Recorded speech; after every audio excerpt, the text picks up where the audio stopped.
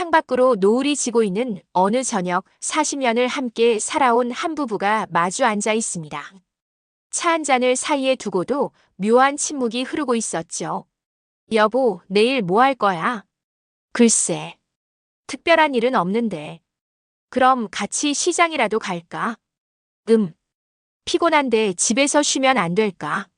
남편은 신문을 읽는 척하며 아내의 시선을 피하고 아내는 뜨개질을 하면서도 계속 한숨을 내쉽니다. 은퇴하면 함께 여행도 다니고 좋을 줄 알았는데. 이게 뭐야? 아내의 마음속 독백이었습니다. 이런 장면 혹시 낯설지 않으신가요? 서울 강남구에 사는 이영수 씨 부부의 이야기입니다. 이영수 씨는 지난달 대기업에서 정년퇴직했습니다. 아내 김미숙 씨와 함께 꿈꿔왔던 로맨틱한 은퇴 생활을 시작한 지 벌써 한 달. 하지만 현실은 전혀 달랐습니다. 아침에 일어나면 남편이 거실에 앉아서 멍하니 TV만 보고 있어요. 점심 뭐 먹을지 물어보면 아무거나라고 하고 그러면서 제가 준비한 음식에는 이것저것 트집을 잡아요. 김미숙 씨의 하소연입니다. 반면 이영수 씨의 마음도 편하지 않았습니다. 30년 넘게 아침 7시에 집을 나가서 밤 9시에 들어오던 생활을 했는데 갑자기 하루 종일 집에 있으니 뭘 해야 할지 모르겠어요. 아내는 자기 일상이 있는데 저만 덩그러니 남겨진 기분이에요. 많은 분들이 은퇴를 앞두고 꿈꾸던 모습이 있으실 겁니다. 함께 여행을 떠나고 취미 생활을 즐기며 평생 미뤄왔던 여유를 만끽하는 아름다운 제2의 신혼말입니다. 하지만 막상 그 시간이 오면 현실은 생각과 다를 때가 많습니다. 매일 24시간을 붙어 있다 보니 사소한 습관부터 오랜 시간 쌓아온 생활 방식의 차이가 갈등으로 번지기도 합니다. 마치 낯선 사람과 갑자기 한 집에서 살게 된 것처럼 느껴지죠. 같은 집에 사는데도 대화할 게 없어요. 오히려 결혼 초기보다 더 어색해요. 부산에 사는 박정혜 씨의 말입니다. 남편이 은퇴한 지 3개월째 그녀는 이런 고민을 털어놓았습니다. 오늘 이 시간에는 은퇴 후 찾아오는 낯선 동거에 대한 이야기를 들려드리려고 합니다. 왜 우리는 서로에게 낯설어지는지, 그리고 그 갈등을 어떻게 지혜롭게 풀어가야 하는지 함께 고민해 보겠습니다. 이 이야기가 여러분의 답답한 마음을 어루만지고 다시 한번 서로를 이해하는 따뜻한 계기가 되기를 바랍니다. 첫 번째 이야기, 갈등의 뿌리를 찾아서. 서울 마포구에 사는 김영수 씨 65세. 40년간 중학교 교감으로 일하다 정년퇴직했습니다. 아내 정미란 씨는 63세로 평생 집을 지키는 전업주부였죠. 퇴직 첫날 아침, 김 씨는 평소보다 늦게 일어나 아내가 차려놓은 아침상에 앉았습니다. 이제 매일 집에서 아침을 먹을 수 있겠네. 그는 흐뭇한 표정으로 말했습니다. 하지만 일주일이 지나자 상황이 달라졌습니다. 여보, 냉장고에 콩나물이 썩었는데 왜 안 버렸나? 화장실에서 냄새가 나는데 청소는 한 거야? 신문이 왜 이렇게 구겨져 있어? 40년간 학교에서 관리하고 지적하는 일에 익숙했던 김 씨에게는 그저 일상 대화였지만 아내에게는 마치 점수를 매기듯 평가받는 기분이었습니다. 정미란 씨는 혼자 중얼거렸습니다. 20년 넘게 이 집 살림을 해왔는데 이제 와서 이런 소리를 듣다니. 이것이 바로 제가 말씀드리고 싶은 은퇴 후 갈등의 첫 번째 뿌리입니다. 공간의 문제죠. 수십 년간 각자의 공간에서 생활했던 부부가 갑자기 좁은 집안에서 모든 시간을 함께 보내게 됩니다.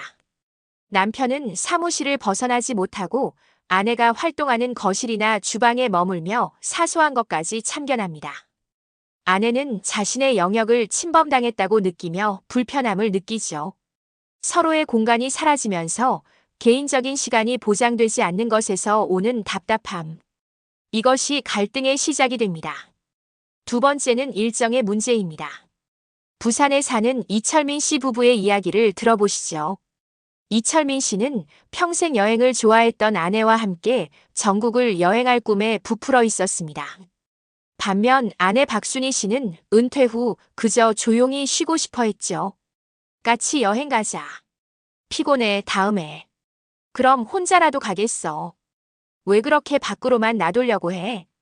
한 사람은 일터에서 정해진 시간에 맞춰 바쁘게 생활하다가 갑자기 모든 일정이 사라졌고, 다른 한 사람은 이미 자신만의 생활 리듬을 가지고 있었습니다. 한쪽은 오늘 뭐 할까? 라며 계속 함께하길 원하고, 다른 한쪽은 오늘은 좀 쉬고 싶은데 라며 각자의 시간을 보내고 싶어 합니다. 서로 다른 리듬이 충돌하며 한쪽은 부담을, 다른 한쪽은 소외감을 느끼게 됩니다.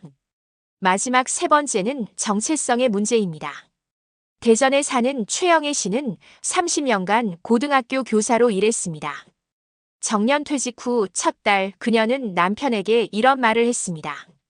나는 이제 누구야? 최 선생님도 아니고 그냥 아무것도 아닌 사람 같아.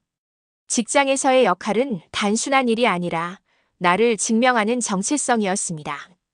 은퇴는 그 정체성을 한순간에 잃게 만들죠. 사회와의 연결고리가 끊어지면서 공허함을 느끼게 되고 그 공허함을 채우기 위해 배우자에게 과도하게 의존하게 됩니다. 나와 놀아줘, 나랑 같이 있어줘와 같은 요구는 결국 상대방을 숨막히게 하고 서로에 대한 짜증으로 표출됩니다. 이렇게 공간, 일정, 정체성. 저는 이것을 3S 문제라고 부릅니다. 스페이스, 스케줄, 셀프 아이덴티티. 은퇴 후 노부부에게 찾아오는 갈등은 대부분 이 세 가지 문제에서 비롯됩니다. 두 번째 이야기, 우리 집 이야기. 이제 좀 더 구체적인 이야기들을 들려드리겠습니다. 실제 사례들을 통해 앞서 말씀드린 3S 문제가 어떻게 나타나는지 살펴보죠. 첫 번째 이야기, 지적을 안 하려야 안 할 수가 없어. 인천에 사는 박동준 씨는 하루 종일 집에 있으면서도 할 일을 찾지 못했습니다. 40년간 교감으로 일하며 체화된 관리 습성은 쉽게 사라지지 않았죠. 어느 날 오후 아내가 장을 보러 나간 사이 박 씨는 집안을 둘러봤습니다. 먼저 냉장고를 열어봤죠. 이 채소는 언제 산 건데 벌써 이렇게 됐지? 싱크대 밑에 물이 새고 있네. 베란다에 빨래가 왜 이렇게 걸려 있어? 아내가 돌아오자 박 씨는 자신이 발견한 것들을 하나하나 지적했습니다. 그는 도움을 주는 거라고 생각했지만 아내는 달랐습니다. 40년 동안 이 집을 지켜온 건 나야. 당신이 회사 다닐 때도 혼자 다 해왔다고. 아내의 목소리에는 서운함이 가득했습니다. 설상가상으로 박 씨는 하루 3끼를 꼬박꼬박 집에서 먹으려 했습니다. 아내는 20년 넘게 해온 일이지만 이제는 삼시기를 넘어선 남편의 잔소리까지 감당해야 했죠. 아침에 일어나서 점심 뭐 먹을지 생각하고 점심 먹고 나서 저녁 뭐 할지 생각하는 게 이렇게 힘든 줄 몰랐어. 아내는 친구들과의 모임에서 털어놓았습니다. 박 씨는 자신이 도와준다고 생각했지만 아내는 자신의 영역을 침범당했다고 느끼며 점차 입을 닫아버렸습니다. 두 번째 이야기, 당신은 왜 늘 집에만 있으려고 해? 광주에 사는 김민수, 정혜자 부부의 이야기입니다. 정혜자 씨는 평생 여행을 좋아했습니다. 남편이 은퇴하면 함께 전국을 돌아다니며 젊은 시절 못다한 여행을 실컷 하고 싶었죠. 여보, 다음 주에 제주도 어때? 피곤해. 집에서 쉬자. 그럼 경주는? 다음에. 김민수 씨는 30년간 출장과 야근에 시달린 탓에 은퇴 후에는 그저 조용히 쉬고 싶었습니다. 하지만 아내에게는 그것이 이해가 되지 않았죠. 혼자라도 가겠어. 왜 그렇게 돌아다니려고만 해? 집이 싫어? 이런 대화가 반복되면서 두 사람 사이에는 보이지 않는 벽이 생겼습니다. 정혜자 씨는 남편이 자신을 구속한다고 느꼈고 김민수 씨는 아내가 자신을 이해해주지 못한다고 생각했습니다. 결국 대화는 줄어들었고 같은 집에 살면서도 서로 다른 세계에서 지내게 되었죠. 세 번째 이야기, 당신은 친구도 없어? 마지막으로 들려드릴 이야기는 대구에 사는 한명애 씨의 경험담입니다. 한명애 씨는 고등학교 교사로 30년을 일했습니다. 직장에서는 학생들과 동료 교사들에게 둘러싸여 항상 바쁘게 지냈죠. 하지만 은퇴와 함께 모든 인간관계가 단절된 듯한 외로움을 느꼈습니다. 같이 산책하자. 오늘 백화점에 갈 건데 같이 갈래? 친구 만나는데 같이 가자. 매일같이 남편에게 이런 제안을 했지만 남편 박종철 씨는 답답해했습니다. 나도 내 개인적인 시간이 필요해. 당신은 왜 친구도 없어? 이 한마디는 한명애 씨의 마음에 깊은 상처를 남겼습니다.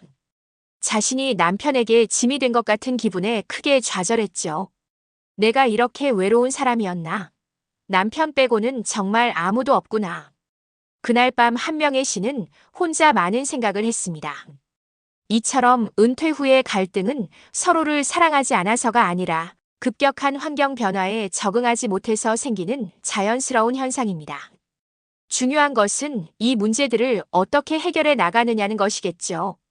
세 번째 이야기, 지혜롭게 풀어가는 법. 그렇다면 이런 갈등들을 어떻게 해결할 수 있을까요? 갈등을 해결하기 위해서는 먼저 문제를 직시하고 서로를 위한 새로운 규칙을 세우는 것이 중요합니다. 실제로 이런 문제들을 슬기롭게 해결한 부부들의 이야기를 들려드리겠습니다. 첫 번째 해법, 나만의 공간과 나만의 시간 만들기. 앞서 소개해드린 박동준 씨 부부는 6개월간의 갈등 끝에 새로운 규칙을 만들었습니다. 먼저 집안에 각자만의 공간을 정했죠. 작은 방 하나를 남편의 서재로 만들고 거실 한쪽 모서리는 아내만의 취미 공간으로 꾸몄습니다. 비록 작은 공간이지만 내 영역이라는 느낌이 중요했죠. 더 중요한 것은 시간 배분이었습니다. 오전 9시부터 11시까지는 서로 간섭하지 않는 시간으로 정하자.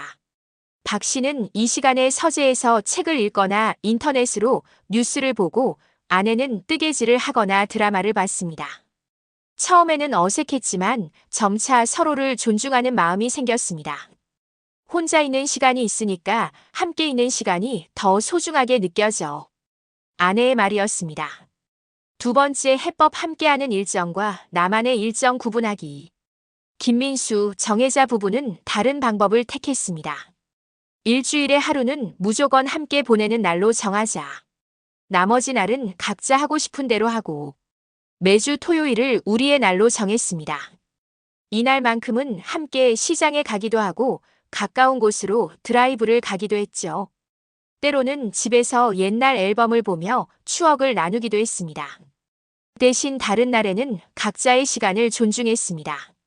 정혜자 씨는 동네 등산 모임에 나가거나 친구들과 문화센터 강의를 들었고, 김민수 씨는 집에서 음악을 들으며 조용히 쉬었습니다. 억지로 맞추려고 하니까 더 힘들었어. 이렇게 하니까 토요일이 정말 기다려져. 정혜자 씨의 소감이었습니다. 세 번째 해법, 새로운 나를 찾아보기. 한명애 씨의 변화는 더욱 드라마틱했습니다. 외로움에 빠져있던 그녀에게 전환점이 된 것은 우연히 본 복지관 공고였습니다. 실버 독서 지도사 양성 과정이라는 제목이었죠. 30년간 교사를 했는데 이런 일이라면 할 수 있을 것 같아. 교육 과정을 수료한 후 그녀는 지역 도서관에서 어르신들에게 책을 읽어드리는 자원봉사를 시작했습니다. 선생님 덕분에 책이 이렇게 재미있는 줄 몰랐어요. 어르신들의 말씀을 들으며 한명애 씨는 잃어버렸던 자신감을 되찾았습니다. 집에 돌아와서도 남편에게 그날 있었던 일들을 재미있게 들려주었죠. 이제는 남편이 오늘은 도서관 안 가? 라고 물어보기도 했습니다. 배우자와의 관계에만 몰두하던 에너지를 나 자신을 위한 활동에 쏟아보니까 자연스럽게 남편과의 관계도 더 건강해졌어. 한명애 씨의 말이었습니다. 이처럼 은퇴 후의 갈등은 결코 관계가 망가졌다는 신호가 아닙니다. 오히려 이는 삶의 가장 큰 변화에 적응하고 있다는 자연스러운 증상이죠. 중요한 것은 서로의 변화를 인정하고 대화를 통해 새로운 규칙을 세우는 것입니다.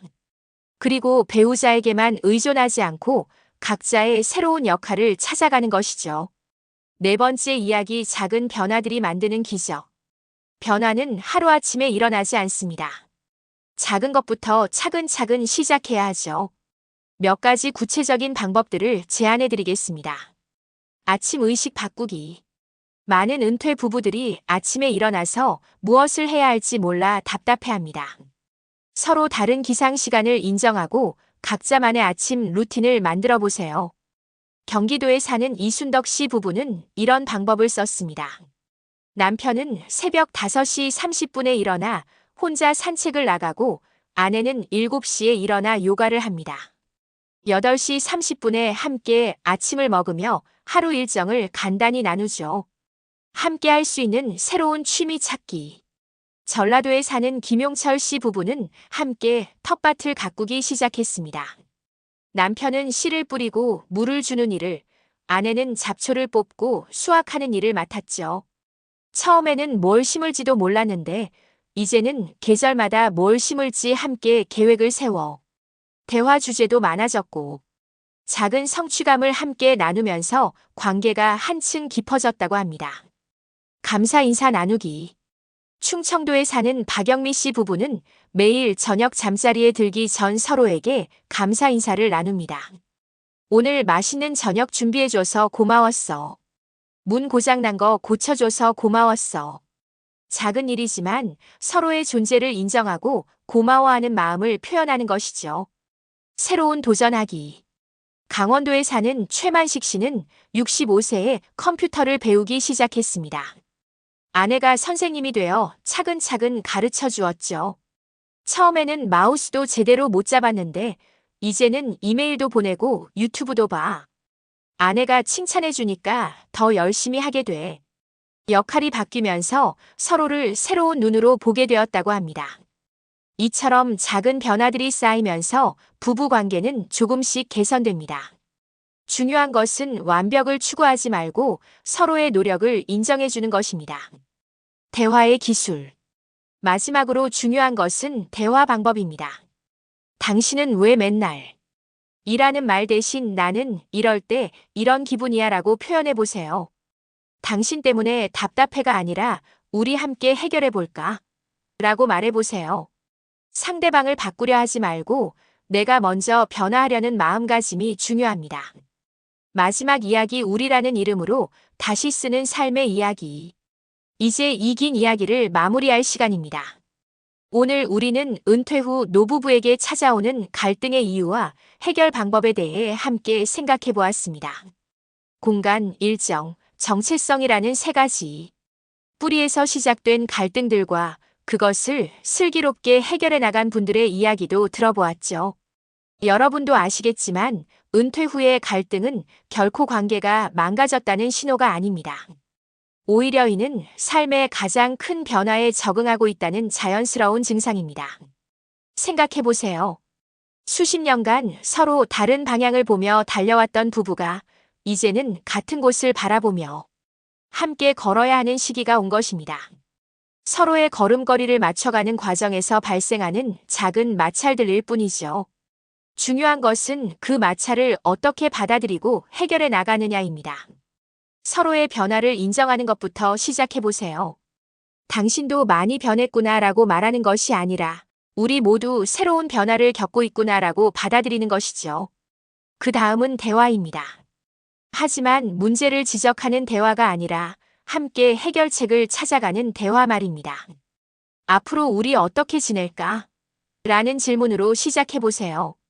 그리고 새로운 규칙을 함께 만들어 가세요. 나만의 시간과 공간, 우리만의 시간과 활동, 각자의 새로운 도전과 역할. 이 모든 것들의 균형을 찾아가는 것이 중요합니다. 마지막으로 서로에게 완벽을 요구하지 마세요. 40년, 50년을 함께 살아온 사이라고 해서 모든 것을 이해해야 한다는 법은 없습니다. 여전히 서로에게 낯선 부분이 있을 수 있고 그것이 오히려 관계를 더욱 흥미롭게 만들 수 있죠. 나이가 들어도 여전히 서로에게 가장 좋은 친구가 될 수 있다는 믿음. 그 믿음이 여러분의 남은 인생을 더욱 아름답게 만들어줄 것입니다. 은퇴는 끝이 아니라 새로운 시작입니다. 이제까지 남편, 아내라는 역할로만 만나왔던 두 사람이 비로소 나와 당신이라는 개인으로 다시 만나는 시간이죠. 여러분은 어떤 은퇴 생활, 노후 생활을 하고 계신가요? 여러분만의 노하우를 댓글에 남겨주세요. 구독은 저에게 큰 힘이 되고 채널을 키워나가는 사랑입니다.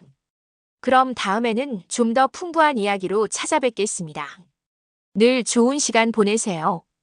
감사합니다.